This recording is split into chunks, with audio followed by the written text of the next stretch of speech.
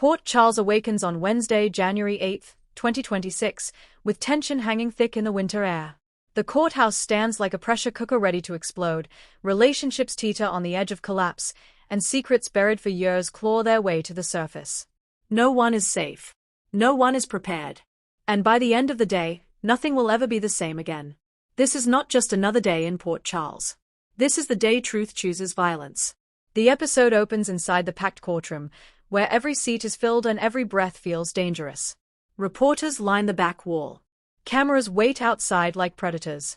The judge takes his seat, and the gavel strikes once, sharp, final, merciless. Willow Tate Corintha sits at the defense table, pale but composed. Her hands are folded tightly in her lap, knuckles white, her jaw set in quiet determination. To the outside world, she looks calm. Inside, she is unraveling. Across the aisle, Drew Cain watches her, eyes dark with disbelief and pain. This is not how he imagined this story ending. Not like this. Not with Willow sitting there as if she were a stranger. Beside him, Michael Corintha stands frozen between loyalty and devastation. He has stood by Willow through cancer, loss, and heartbreak. But today, doubt creeps in like a slow poison. And then, the judge calls the next witness. Gasps ripple through the courtroom as Nina Reeves rises from her seat. No one expected this. Not today. Not like this. Nina walks to the witness stand in a fitted cream coat, her expression unreadable. She looks neither triumphant nor afraid, only resolved. For weeks, she has been silent. Watching. Waiting. Now, she is done waiting. She raises her right hand, swears to tell the truth, and sits. The judge asks her to state her name for the record. Her voice is steady. But when the prosecutor asks her why she requested to testify out of order, Nina pauses. She looks directly at Willow, then at Michael, then at Sonny. And finally, she speaks the words that send shockwaves through the courtroom. Because the truth being told here isn't the whole truth. And I won't sit quietly while my daughter's life is destroyed by lies. The word daughter hits like a bomb. Whispers erupt. The judge bangs the gavel. Drew stares at Nina as if seeing her for the first time. Willow's breath catches. Nina doesn't rant. She doesn't cry. She doesn't dramatize. She dissects. She reveals that evidence presented earlier was selectively framed. That timelines were manipulated. That key conversations were intentionally omitted from discovery. She names names, quietly, surgically. Then she drops the truth that changes the trajectory of the entire case. Willow didn't act alone. And more importantly, she didn't act with criminal intent. The prosecutor objects. The judge allows Nina to continue. Nina reveals a private meeting that occurred months earlier, one involving a third party whose identity has remained hidden until now. A meeting that proves Willow was coerced, not conspiratorial. As Nina speaks, Drew's confidence fractures. He realizes he never asked the right questions. He wanted a villain. He found one too easily. Michael's eyes fill with tears as the weight of his failure crashes down on him. He didn't protect Willow when she needed him most. Willow trembles, emotion finally breaking through her controlled exterior. And Sonny? Sonny Corinthos leans back in his chair, expression dark and calculating. He already knows something bigger is coming. Just when the courtroom thinks it has heard the worst, Nina delivers the final blow.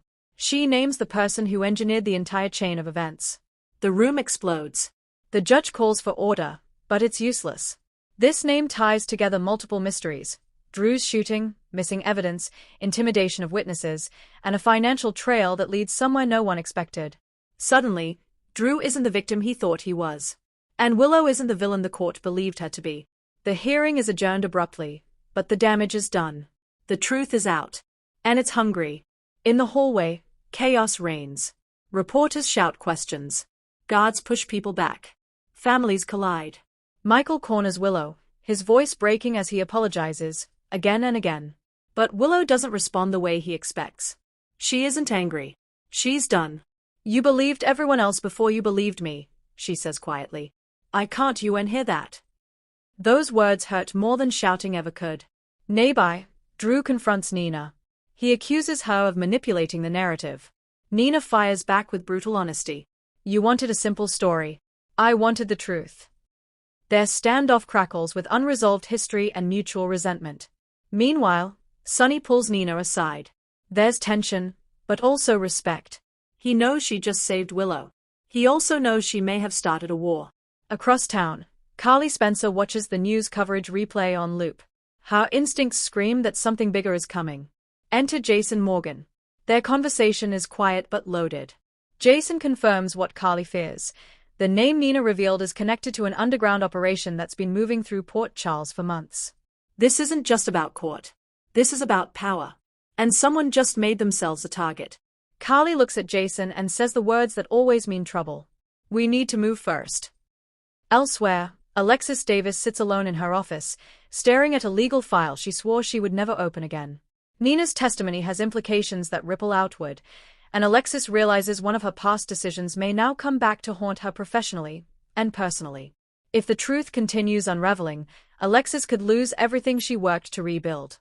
She reaches for her phone. Anne hesitates.